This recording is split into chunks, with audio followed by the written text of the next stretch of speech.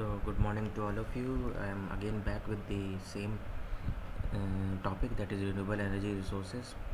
In the last video lecture, we have completed till the distributed generation through renewable energy resources, and we have studied in that how distributed generations are very much useful because it is very much nearer to the user end.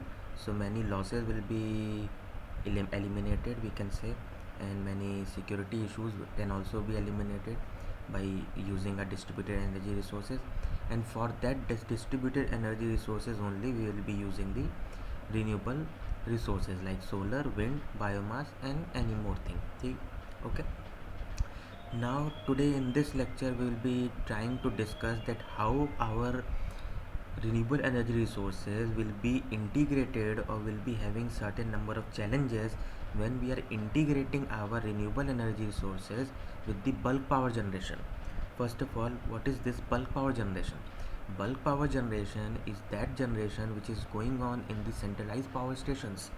Centralized power station means the maximum part of generation across the nation done by any power system, any generation, any power system, power station. We can say that station is known as bulk power generation. So, as you all know, I think the bulk power generation will be through thermal, it can be through hydro also, it can be through nuclear also, but the main will be thermal and nuclear because we will be talking on the conventional type of power system. If we are talking about the conventional type of power system, we will be considering thermal and nuclear. Hydro is nothing but also can be considered in the non-conventional only, because water is, again we can say, is free to us only. It will not be having any kind of charge on it. It is again the natural resource. But let's suppose we are having a bulk power generation. We are having a national grid in national grid, which is known as one nation one grid. But if we are having certain number of distributed energy resources of renewables, then how to add those power of renewables into the main grid which is having a certain amount of power. In the last video lecture we have already discussed that if we are adding that certain amount of distributed energy resources, we are facing problem of islanding. But islanding will be only occurring when there will be a power cut in the particular main or centralized power station. Means your grid is not having any amount of power, but still your renewable energy resources are still generating certain amount of power, which is creating an island of a power. So for that, anti-islanding effect should be necessary. We should be having that kind of inverter which can detect that the voltage which is coming from the centralized power station is now dropped to zero, and now it should be also having a certain good feedback control so that it can disconnect the distributed energy resources, that is renewable energy resources also. But let's suppose, as written in this particular slide, that what are the challenges that we are facing when we are integrating our renewable energy sources with the national grid is that most renewable energy sources are location specific. What does this mean? As we know that solar power plant, if we want to install, we have to have a particular we can say, if we want a good amount of generation, we should be having a good location. That location depending upon the latitudes and longitudes of a particular area of an earth where it is getting maximum solar radiation. We will not be thinking of having a solar power plant in Kerala. we will not be having we will not be thinking of having a solar power plant in Tamil Nadu. But where we are having the maximum solar power plant, we are having in Gujarat, we are having Rajasthan, because that area, that latitude and longitude is having highest solar radiation. So now you can see from this example that solar renewable energy sources is again a location specific, because it can be located, if you want a good amount of generation, it will be located only in that area. So if it is located in that area only, we have to integrate it to the grid from that area only, which can be the case is not possible for certain amount of or for certain situations. Let's take another example of wind power plant. Wind power plant will be installed there only where we are having a low pressure created. if there will be a very much low pressure created in a certain amount of area, there will be a high chances of wind power or wind pressure, because wind will be always flowing from high pressure to low pressure. If you are planting a wind farms or wind turbine in a low pressure area, it will be a very good chance of generating a good amount of electricity. So again, it will be a location specific, because you will not be planning to have a wind power plant in you can say Jammu Kashmir. You will be having the wind power plant in Gujarat in seaside area, because there at across the, or you can say if you are planting your wind farms or wind power plant in the sea coast, in the coastal areas, that coastal area will obviously will be having low pressure area, or we will be having maximum wind power plants in Gujarat in the Kutch area, and we are having maximum in the Kerala side also, because that area is also having a very good coastal lines. So again, we are having a location specific in the wind power plant also. So these location specific will be bringing lot much high challenges when we are integrating the power, when we are integrating the renewable energy with the national grid. Okay, the second point is lack of flexibility. As it is location specific, it is not flexible, because we cannot plant, or we cannot plan to have anywhere across the nation a particular renewable energy sources. So there will be a point of lack of flexibility also. Lack of standards. Lack of standards means that each electricity is having a certain grid code, is having a certain electricity act. I think you have undergone those electricity act which I have shared with you all in last few days. That is also the part of your syllabus too. With that electricity act of 2003 is defined, is having a certain number of norms, it is having a certain number of protocols through which only we have to follow our electric power generation. But as we are moving towards the renewable energy sources now, at in 2020 we are having certain number of standards, and under MNRE, that is Ministry of National Renewable Energy Resources, we are having certain number of standards, but there are very much less standards, because those standards previously that was there for that was built for the particular centralized power station is generally operating on 33 kV, or it is made for 33 kV or more than 33 kV.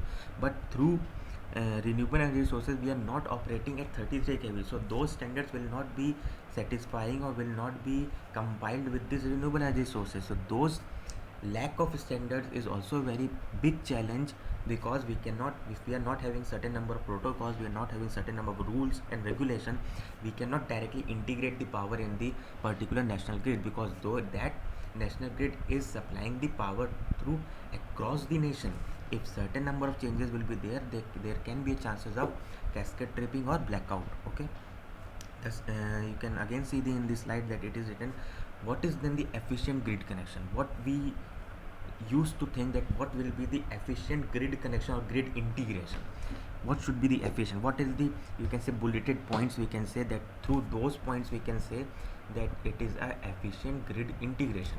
The first one is, it should respect the power quality of a grid. Power quality of a grid means it should be free from harmonics, it is not, should not be having any kind of fluctuations in it. The power quality, it should be having the reliable amount of power should not having any number of spikes. You can say by for a particular amount of time, by your, let's say, power coming is 20 watt, and after in a fraction of second it can go up to 500 watt.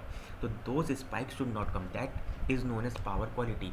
Your quality of your power, your reliability of your power, your power waveform should be very much balanced, because if your power quality is not good, your equipment will not going to function well. Okay, and then the next point is, we should respect the grid protection plan also. As I have discussed in the lack of standards, if you are not having any amount of rules and regulation, you cannot simply integrate your renewable energy sources in the grid connection. Otherwise your grid protection can violate, your planning of your grid protection can violate, and it can cause a very much disastrous situation can be occurred, which is due to the just foolishness of a particular grid integration. Okay, the next is, it should allow a control and clear monitoring. if we are integrating any number of renewable energy sources at the point of common coupling, so it means that we are adding it in a shunt mode.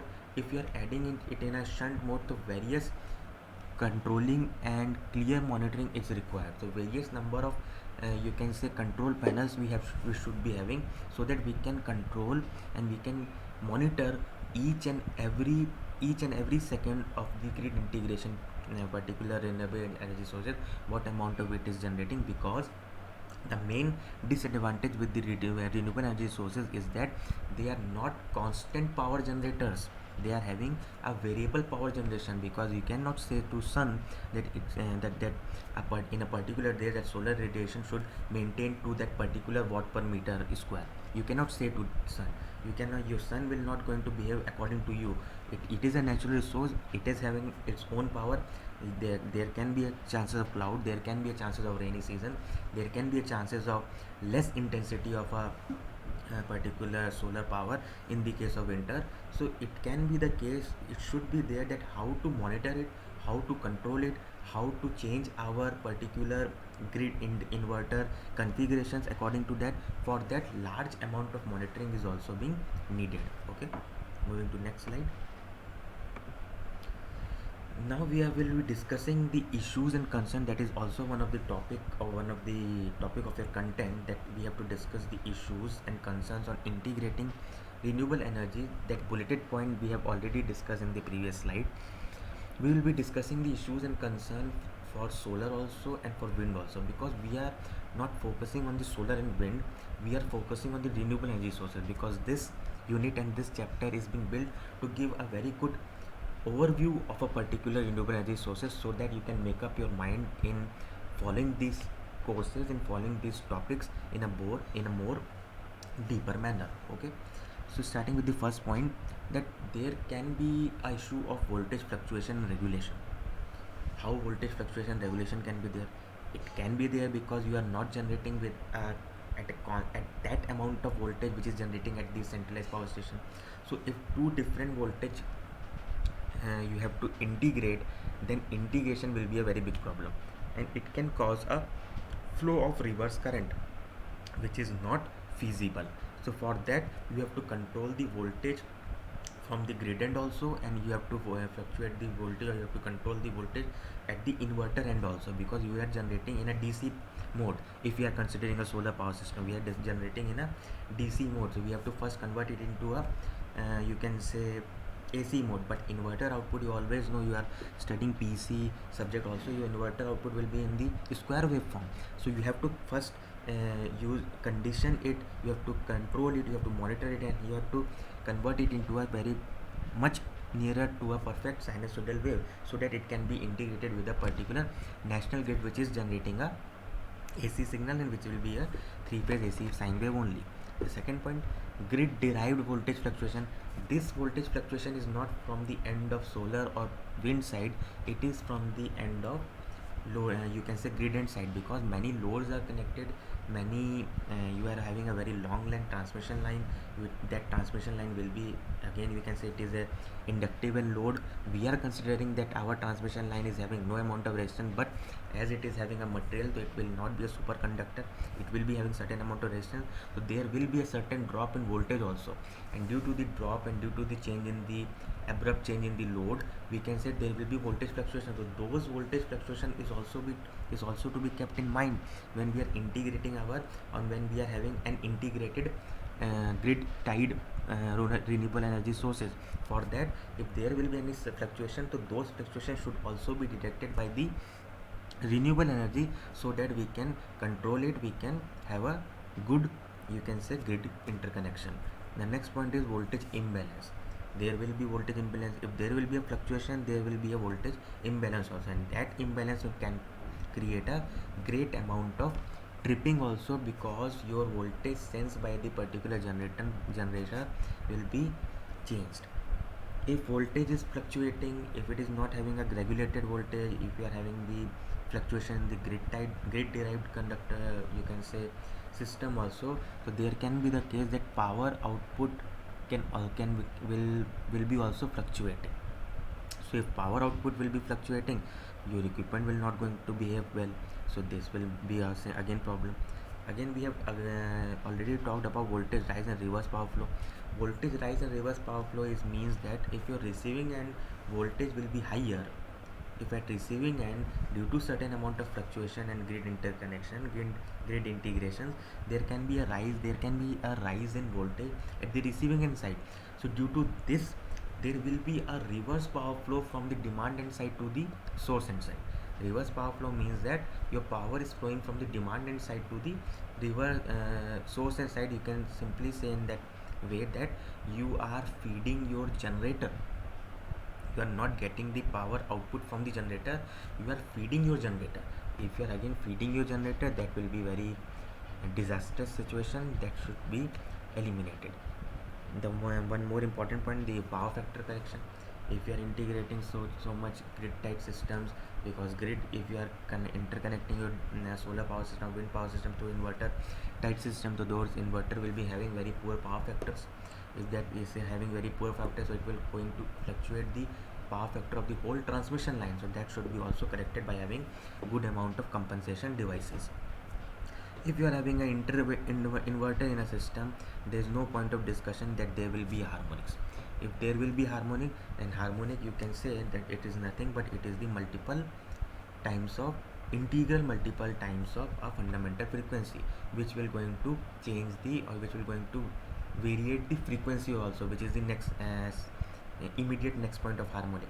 So if there will be harmonic, there will be immediate change in the frequency variation also, which can cause various types of issues, that it can cause heating, it can cause variation in the voltage, it can you can say abrupt, or you can degrade the power quality as well. Okay, some more points that is not much related to the technical point of view, that is much related to the, you can say, economical, or you can techno economical point of view. That is, when we are in last few years, I am not talking these points, that these points are still prevailing in this situation of 2020 also. It is not prevailing now, because now we are having a good amount of renewable energy sources generation, but these points were discussed at that time when we are planning to have, or when we had just stepped into the renewable energy sources. At that point we are having no market. No market means no one is generating through renewable energy sources. If no one is generating through renewable energy sources, we are not having, we are not knowing the issues, we are not knowing the concerns, we are not knowing the problems that can be faced. So directly integrating with the grid will be a big challenge. Utility culture and framework, your whole utility culture and framework is solely depending upon the centralized power station. We are having all the rules and regulation based on thermal power plant, based on nuclear power plant, based on, you can say, nuclear power plant, or based on combined cycle power plants. We are not having any kind of utility culture or framework for the particular renewable energy sources. If we are not having any kind of utility, we are not having any kind of framework, we are not having any kind of algorithm built for that particular resource or for that particular source, we cannot directly integrate, or we cannot directly use it in a larger scale. Okay, again the same point, lack of expertise. If we are not generating it in, we are not studying it. If we are not studying it, we are not expertise. So there are not expert engineers available with us, which can give, or which can throw some light on the particular generation through renewable energy sources. That's why it will be a, again, a big challenge, because if we are, suppose, let's suppose, if we anyhow build the solar power system, solar power station, or we are again generating the power supply, but let's suppose any error or any problem occurred, there is no expert available to sort out that problem. So it is very much necessary, before having a certain equipment or certain system, that expert of that system should be available with us. Okay, as limited role of private partners, what is this main you can say point consider? As there are no private partner, there is no competition. So if government is generating a certain amount of power, it will, that government will not going to increase or decrease the power, because that government is not facing any amount of, you can say, competition in it. So when private partners come into play, the competition increases. As the competition increases, you will also, or government will also try to enhance, or try to change its policies, and try to change, or try to make the better availability of these resources, which is very good in nature. So as they are, as in the previous years, as there were limited role of private partners, we cannot have a good amount of generation or good quality generation for through a renewable energy sources. We always know that the capital cost and variable energy cost, we always know that as these sources are not having any amount of you can say cost in it, but building a particular solar power station or wind power plant is having a very high amount of starting cost in it. It will be having a very high amount of starting cost and a maintenance cost also, because will be having a particular solar power panels. That panels has to be maintained very cautiously. No amount of dust should be there. It has to be cleaned in a regular basis, otherwise it will be your generation will be degraded. So those costs which is being, you can say, eliminated at this at the you can say at the verge of sources, will be increased at the time of starting cost, or it will be included at the time of variable energy cost as well. Transmission access and grid strength, the same access, that how we will be going to integrate it with grid, how we will be having a transmission lines connected with it, because you always know we will be having renewable energy sources, but we cannot solely depend on renewable energy sources, because those energy sources are not constant power generators. As it is not constant power generators, we cannot solely rely or solely depend on that particular sources. Okay, lastly, we have to discuss about some of the solutions that we can say, or we can, you can say, propose for the issues faced in the last 2 or 3 slides. What we can do, we can promote market development. Promote market development is that we can make the, or we can have the awareness of the particular renewable energy sources. We have to aware our technical field that what is the benefit of using renewable energy sources, how the carbon credits can be reduced, how the pollution can be reduced, how the global warming can be reduced, how the greenhouse effect gas can be reduced by using these energy resources. That is the promotion we can do at the market level, so to increase the generation through renewable energy sources. Support utility RE procurement. What is support utility renewable energy procurement? It's that we should make a certain another a group of ministers, or you can say we should have another bunch of panels which should be only seeing on the, or which will be only discussing on the renewable energies.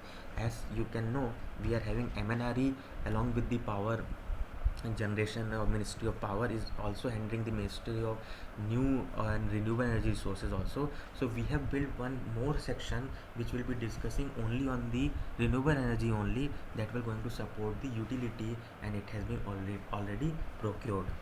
We have to encourage the private investment. As you all know, now our power system is not a centralized one, it is decentralized, it is deregulated, means many private partners have been came into picture for the generation of power, not only in the renewable energy sources, also in the centralized power station also. The biggest example for this is in Ahmedabad Torrent Power Station, which is generating through coal-based power plant, which is having a which is being governed by the Torrent, which is a private partner. So as private partners will come into picture, we have already discussed in the last slide, it will increase the competition. As it will increase the competition, hence we will be each one of the individual will be working very good, because as there will be a good amount of competition available, your customer, the customers, we as a customer will be having a choice where to buy a power. In the last 20 or odd years back, we will not having the choices, we have to take the supply from the, let's suppose, UGVC only, or let's suppose from the PGVC only. But now we are having a choice, we can buy a power from the Torrent also, we can buy a power from Reliance also. So as there will be a choices, each one of the individual, or each one of the utility, or each one of the particular system will be increasing, or will be improving their quality of power, so that each customer can be attracted towards it. It will be giving good tariff rates, it will be attracting the customer and increasing the quality of power also, improving the quality of power also. Okay, the next point is provide long term contracts. Long term contract stat is that it is just to attract a particular private partner. If you are giving a very short term contract, he or she will not, or that company will not be interested in that for investing a good amount of huge amount of money in that. So if you want a huge amount of money from the private end, you should be giving a long term contracts, so that if in the early days or early years you are not getting in those amount of generation also, but still you have to be stick to that contract so that you will be getting a good amount of generation at the later ends. Value your renewable energy attributes. We should be praising that renewable energy sources, that it is very good in generation, in the awareness also, in the at the engineering level also we should be promoting it, we should be studying it, and we should be going towards it because it is the trending topic of renewable in a particular modern scenario of a world. We should be for that, what is needed, we should be having a expertise, we should be having the good operators, we should be having trained renewable energy designers, so that we can have a very good scope of designing and operating these renewable energy sources. So okay, so this chapter that I have covered in two videos is not being discussed, you can say, very much deeper manner, but only this much overview is required for you all at this semester level, so that you should be knowing that how, what is the basic issues and basic concerns we are dealing with the renewable energy sources, what is distributed generation, what is an islanding effect. That is much required when we will be taking a full-fledged course on renewable energy sources for, if you can say, 4 or 3 credits, in which you will be having the lab also, so that you should be having a certain, a very much, you can say, not very much firm base before starting those courses. Okay, this will be the part of this video. Thank you all.